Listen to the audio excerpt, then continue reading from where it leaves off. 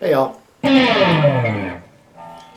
Not going to play any tune today, but just go through some recommendations for sort of beginner level, I don't know, maybe beginner to intermediate level, recommendations on guitar albums to play along with and learn from.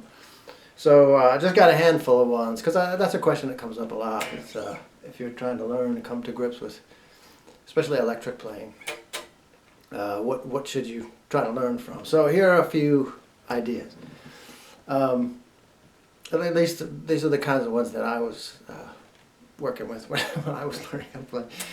AC/DC, the first album, or at least in America, it was the first album, High Voltage. So the thing to know though is try to aim for Malcolm. Try to learn Malcolm's parts all the way through that album, start to finish, one song after another. Get to the point where you can just play along with that album. Because if you aim for Malcolm, you're probably going to end up Angus. Malcolm tended to play first position cowboy chords. He tended to play electric the way you would play an acoustic. I mean, for C, he would probably never do a C like that. He'd do it here. And you know, things like you know, the jack he'd probably do up there with sort of bar boogie woogie stuff. But for the most part, it's wait a minute, Jailbreak isn't on the first album. Forget that, Jailbreak.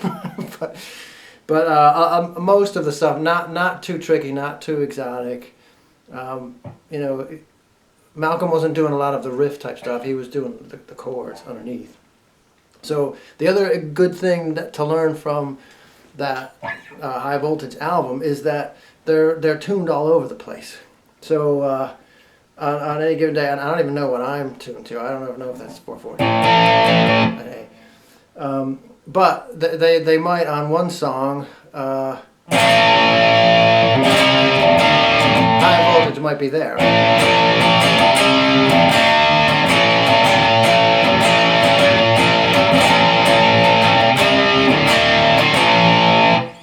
So that's in A, right? And then you might get a long way to the top if you want to rock and roll, which is also in A, but I'll bet you that one's probably...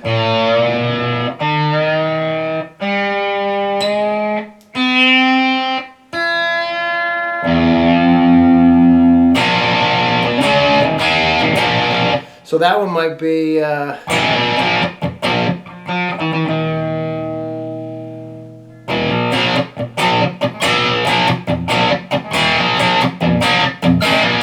So that one might be tuned a half a step up, but still played in A. So as you're learning it and playing along with it, you got to develop your ear to know, oh, okay, that's A, but they're either up a half step, or down a half step, or that's E, that's up a half step, whatever.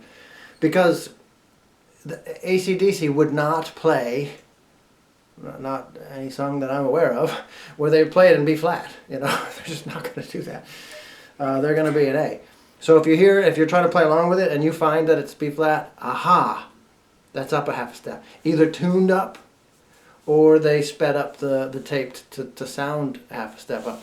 So develop your ear for hearing that, because once you hear it on that album, then when you go to play, you know, some other band or some other, like Thin Lizzy, you'll hear right away. One of the first bands I was in was a bar band, and went to the, you know, first, it was really an audition more than a rehearsal.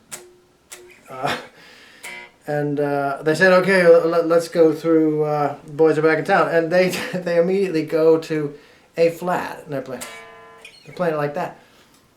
And of course, that was close to 30 years ago. Even then, I was like, dudes, they're not playing it in A flat. Are you serious? They're in A, and they just tuned down a half step. So even then, I was trying to explain to them, you know, that's what's going on. So you should be able to develop an ear for that and know that. So that first AC/DC album, one to play all the way through the rhythm parts. Because again, if you master the rhythm parts, the lead parts are going to come to you. a little bit later. Also, Let There Be Rock is another good AC/DC album. Another one where the tuning is variable from song to song. And, you know, Malcolm's parts tend to be first 3 frets for the most part.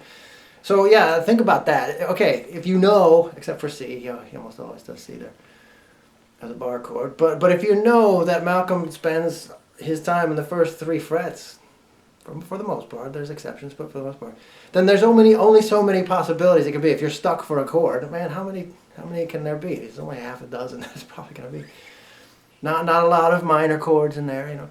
So High Voltage and Let There Be Rock, 2 good ones. The Sex Pistols album, Nevermind the Bullocks. If you can do bar chords, you can play through most of that album.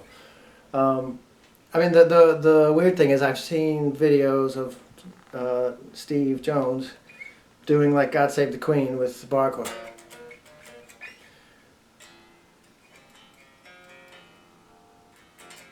But then other times I've seen video of him doing it. So even he did them differently. So you have the same the same option.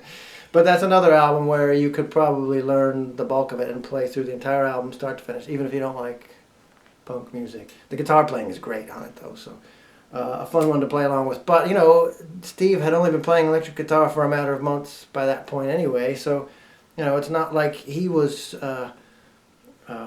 Steve Vai, you know. If you've been playing for a few months, you could probably learn most of that album. I got a bunch of those tunes on my channel if you want to see how they're done. But that's another one, start to finish. Try to play that through all the way. Another one that's a little bit different is, you know, that 68 comeback special that Elvis did. There's that one segment where he's just sitting around with the guys from his original band. Scotty's in there. All of that, you should be able to play through that entire thing. I mean, I think the only one that might have a trick chord or two is Are You Lonesome Tonight, which is a little bit different. But the rest of them, it's a lot of E, A, B7. You get A, D, and E for That's All Right, Mama. But there's not a whole lot of tricky stuff going on. You might go E to F sharp to B7 on some things. But again, you get some good views of his hands if you want to see how to do it.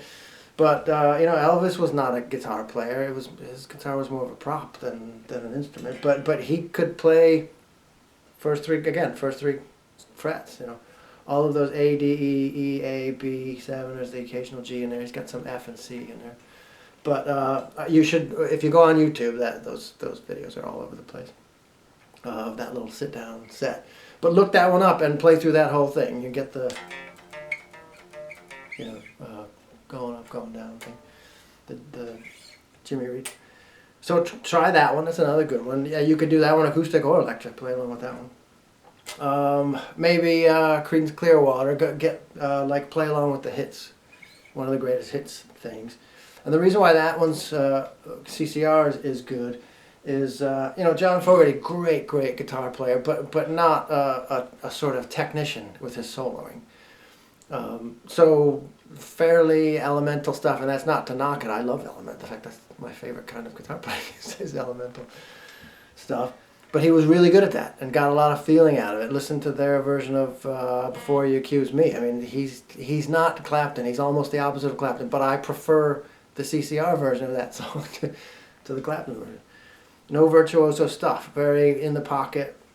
He's almost a lead rhythm player. But another good reason why CCR tunes are good to play along with is because there's a lot of their tunes where he and Tom are playing a step apart. So John would tune down all the strings a full step. So when he's playing an E, it sounds like D. Well, Tom played in standard pitch, so he is playing a D. So the two voicings, like that and like that, in the same key, make for a really cool guitar sound with the two of them together. So there are a lot of their songs like that where John's tuned down and Tom's not. But that's another thing you can develop an ear for, because there are certain riffs and little licks and fills that John plays that don't make any sense if you're in standard pitch. But as soon as you tune everything down a full step, aha, he's doing the old you know, that kind of stuff. So that CCR, like a greatest hits record, would be one to try and play along with. The Cars' first album, another one where Rick really only does bar chords. He doesn't do much of anything else. So try to go along with Rick's parts. Forget all of the lead and solo playing. I mean, he's great, but for learning, Rick's parts are really good. Again, tons of videos if you want to play along, and like pull up a video and play along with the live video, because they did a ton of TV stuff in '78, '79, right around it, the early days where they were doing the first album, basically touring the first album. So there's a ton of those that you ought to be able to get through just with bar chords. Rick's parts all the way through. Last recommendation is Buddy Holly, who I just adore, because he's like sort of the songbook for the Beatles and even the Stones. Mick Jagger was a huge Buddy fan, Keith too. He basically, I don't want to say he invented the sort of formula, but the Beatles did copy it. I don't want to say almost everything, but a ton of his stuff is A, D, E, tons of it. You know, the Peggy Sue kind of progression. A lot of his are those 1-4-5 or 1-5-4. You know, just messing around with it a little bit. But that's why he was so important, is that he used first position chords, and could sometimes sort of turn them backwards or turn them inside out or do something. A to F, okay, and then the next time he did, he'd go A to F sharp minor. You know, just doing all different variations with fairly common chord progressions. And you know, some of them aren't variations. There's a ton of Buddy songs that are identical to each other, just like there's a ton of Who songs identical to each other, Stones songs identical to each other. That's not necessarily a bad thing. But if you can get through it, that's another one where just look up a greatest hits, Buddy Holly's greatest, and try to play along with them all the way through. I don't think there's a lot of tuning around on Buddy stuff, so you probably should be able to keep an acoustic guitar tuned to one spot and work your way through his hits, you know. So those are just some recommendations, and if you're wondering, what am I going to play today? I've hit a rut. I'm trying to learn. I'm not ready to do Eddie Van Halen stuff. I'm not either. But I want to learn I want to play a song all the way through. That was, when I was learning, that was really important to me. To be able to play something from start to finish. Not say, oh yeah, I know the intro. When it goes to that other part, I just sort of stop playing. No, I wanted to get songs start to finish and get them right. So those are the kinds of albums, and then I literally would put on the vinyl and sit there on the edge of my bed, staring at the vinyl, trying to hear everything over and over and over and over again. Which is probably, in my guitar playing life, that's the most fun I ever had, was the learning part. So try to give those a shot and see if you can get to the point where you're learning the rhythm parts all the way through. If you master rhythm, lead will come to you.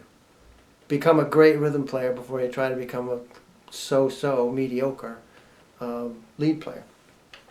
That's my advice. Good luck.